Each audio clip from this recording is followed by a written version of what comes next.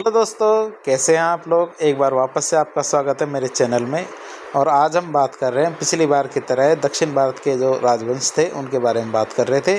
तो आज भी हम दक्षिण भारत के एक राजवंश अर्थात राष्ट्रकूट वंश के बारे में बात करेंगे। अब राष्ट्रकूट वंश के बारे में बात करें तो राष्ट्रकूट वंश का संस्थापक कौन था? दंती दुर्ग। किसके द्वारा राष्ट्रकूट वंश की स्थापना की गई थी? दंती दुर्ग के द्वारा राष्ट्रकूट वंश की स्थापना की गई थी। अब राष्ट्रकूट वंश की बात करें तो इसकी राजधानी मान्यखेत या मानखेट थी। कौन सी थी? मान्यखेत या मानखेट किसकी राजधानी थी? राष्ट्रकूट वंश की राजधानी थी। अब मानखेत या मानखेट की बात करें तो ये कहाँ पड़ता है? ये भारत के कर्नाटक राज्य के जो गुलबर्ग जिला है ना वर्तमान में, उसमें एक तालुका है सेदम तालुका, उसमें कगिना नदी के पास में एक स्थित नगर है। कौन सा? मान्यखेत या मानखेट। वर्तमान की बात करें तो मानखेत या मानखेट को मालखेड़ भी कहते हैं। क्या कहते हैं? मालखेड़ भी कहते हैं। अब राष्ट्रकूट वंश की बात करें तो राष्ट्रकूट वंश के अंदर कौन कौन से शासक हैं जिनके बारे में हम आज पढ़ेंगे। ये ज़्यादा बड़ा नहीं होगा, छोटा ही लेक्चर होगा, तो आप डरिए नहीं। राष्ट्रकूट वंश की बात करें तो राष्ट्रकूट वंश में हम 3-4 राजाओं के बारे में बात करेंगे। एक तो दंती दुर्ग के बारे में, एक कृष्ण प्रथम के बारे में, एक ध्रुव के बारे में और एक गोविंद तृतीय के बारे में। तो राष्ट्रकूट वंशों की बात करें तो इसने 4 राजा कौन कौन से? दंती दुर्ग, कृष्ण प्रथम, ध्रुव और गोविंद तृतीय। सबसे पहले हम बात करते हैं दंती दुर्ग की। तो जो चालुक्य दंती दुर्ग ने क्या किया? चालुक्य वंश के शासक थे कीर्तिवर्मन द्वितीय, इसकी हत्या कर दी। किसकी हत्या कर दी? चालुक्य राजा थे कीर्तिवर्मन द्वितीय, उसकी हत्या कर दी और राष्ट्रकूट वंश की स्थापना कर दी। तो दंती दुर्ग ने क्या किया? कीर्तिवर्मन द्वितीय की हत्या करके राष्ट्रकूट वंश की स्थापना कर दी। अगले शासक की बात करते हैं। अगला शासक आता हमारा कृष्ण प्रथम। कौन आता? कृष्ण प्रथम आता है। तो कृष्ण प्रथम ने क्या किया? एलोरा के कैलाश मंदिर का निर्माण करवाया। यदि आपको एलोरा अजंता की गुफाएं देखने का मौका मिले तो आप एलोरा की जो गुफाएं हैं उसके पास में कैलाश मंदिर है, उस कैलाश मंदिर का निर्माण किसने कराया था? कृष्ण प्रथम ने। ये आप देखेंगे तो ये ज़मीन, बाकी सारे मंदिर तो आपको देखने मिलेंगे ज़मीन से ऊपर बनाए गए हैं, जबकि जो एलोरा का कैलाश मंदिर है ये ज़मीन से नीचे बनाया गया मंदिर है। एलोरा का जो कैलाश मंदिर है भारत के महाराष्ट्र राज्य के औरंगाबाद जिले में एलोरा की गुफाओं में स्थित है। कहाँ पे? एलोरा की गुफाओं में स्थित है। एलोरा का जो कैलाश मंदिर है एक आश्मुख पत्थर मंदिर है, अर्थात एक ही पत्थर से बना हुआ मंदिर है। अर्थात एलोरा का कैलाश मंदिर एक ही पत्थर को काट के बनाया गया है। एलोरा का कैलाश मंदिर भारतीय मंदिर स्थापत्य कला का अनूठा उदाहरण। अर्थात एलोरा का कैलाश मंदिर क्या है? मंदिर पहाड़ी को काट के बनाया गया है। अब राष्ट्रकूट के शासकों ने एलोरा की 34 गुफाओं का निर्माण करवाया था। कितनी? 34 गुफाओं का निर्माण करवाया था। अब राष्ट्रकूट वंश के जो शासक थे उनके द्वारा निर्मित जो एलोरा की 34 गुफाएं हैं उनका संबंध किससे? हिंदू धर्म, जैन धर्म और बौद्ध धर्म से।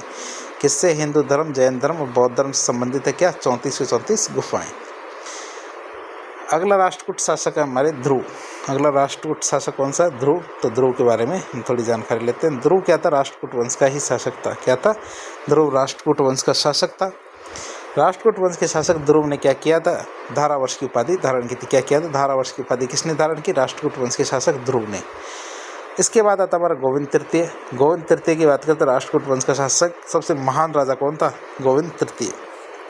यदि आपको याद हो ध्रुव और गोविंद तृतीय की, तो जब हमारा त्रिपक्षीय संघर्ष हुआ था पाल, राष्ट्रकूट और गुर्जर प्रतिहारों के बीच में, तो ध्रुव और गोविंद तृतीय ने राष्ट्रकूटों की तरफ से युद्ध लड़ा था। आगे बात करें प्रतिहारों से। अगला शासक आता है हमारा अमोघवर्ष। कौन आता? अमोघवर्ष। अमोघवर्ष की बात करते यह भी राष्ट्रकूट वंश का शासक था। राष्ट्रकूट वंश का शासक अमोघवर्ष क्या था? जैन धर्म का अनुयायी था। क्या था? जैन धर्म का अनुयायी था। राष्ट्रकूट वंश का शासक अमोघवर्ष क्या? माता लक्ष्मी का भक्त था। क्या था ये? माता लक्ष्मी का भक्त था।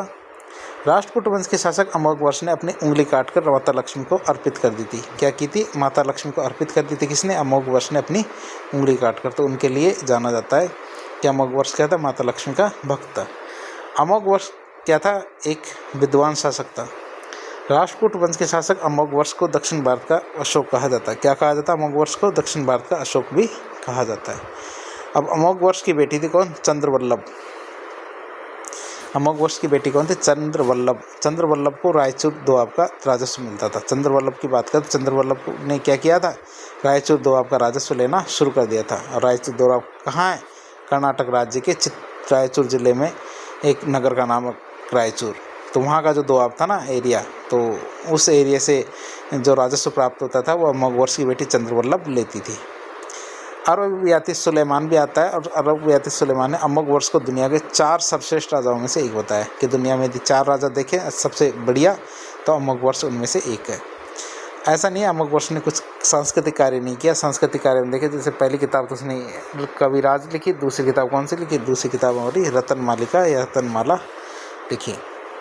तो अमोघ वर्ष की पुस्तकों की बात करें तो अमोघ वर्ष की पुस्तकें कौन कौन सी, पहली तो हमारी कविराज है, पहली कौन सी है हमारी कविराज है, और दूसरी कौन सी है रतनमालिका, दूसरी कौन सी रतनमालिका है, रतनमालिका। तो पहली बात करें हमारी किताब कविराज की, तो कविराज के बारे में बात करें तो कविराज क्या है, अमोघ वर्ष ने लिखी किताब, और यह कन्नड़ भाषा की पहली किताब मानी जाती है। कविराज क्या है, कन्नड़ भाषा की पहली किताब मानी जाती है, जो कन्नड़ भाषा की पहली कविता भी है, कन्नड़ भाषा की पहली कविता है, पहली पुस्तक मानी जाती है। दूसरी किताब माने तो दूसरी कौन सी, रतनमालिका, ये भी किसने लिखी, अमोघ वर्ष ने। और आगे बात करें तो अमोघ वर्ष के जो दरबारी विद्वान थे वो कौन कौन से थे। पहला दरबारी विद्वान तो हमारे जिनसेन था, कौन, जिनसेन।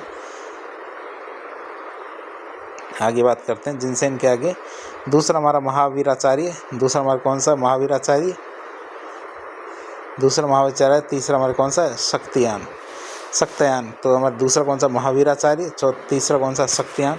तो एक एक करके इनके बारे में थोड़ी जानकारी ले लेते हैं।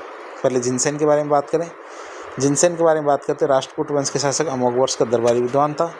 इसने एक पुस्तक लिखी थी, कौन सी, आदि पुराण, आदि पुराण नामक पुस्तक लिखी जिनसेन ने। दूसरा हमारा दरबारी विद्वान है महावीराचार्य, ये भी अमोघ वर्ष का दरबारी विद्वान था। इसने कौन सी पुस्तक लिखी, गणित सार संग्रह पुस्तक, कौन सी पुस्तक लिखी, गणित सार संग्रह नामक पुस्तक किसने लिखी, महावीराचार्य ने। अगला शासक आता है हमारा शक्तियान। तो शक्तियान की बात करें तो राष्ट्रकूट वंश के शासक अमोघ वर्ष का दरबारी विद्वान था, और इसने कौन सी किताब लिखी, इसने किताब लिखी है अमोघ वृत्ति। कौन सी किताब लिखी है, अमोघ वृत्ति नामक पुस्तक लिखी है शक्तियान ने। अगला शासक हमारा आता इंद्र तृतीय। इंद्र तृतीय भी हमारा राष्ट्रकूट वंश का शासक था, और कृष्ण तृतीय लास्ट आता है। और कृष्ण तृतीय की बात करें तो कृष्ण तृतीय ने तक्कोलम का युद्ध था ना, उसमें चोल शासक परांतक प्रथम को हराया था। राष्ट्रकूट वंश के शासक कृष्ण तृतीय ने क्या किया था, तक्कोलम के युद्ध में चोल शासक परांतक प्रथम को हरा दिया था। तो इस तरह आज हमने लेक्चर के अंदर राष्ट्रकूट वंश के शासकों के बारे में देखा।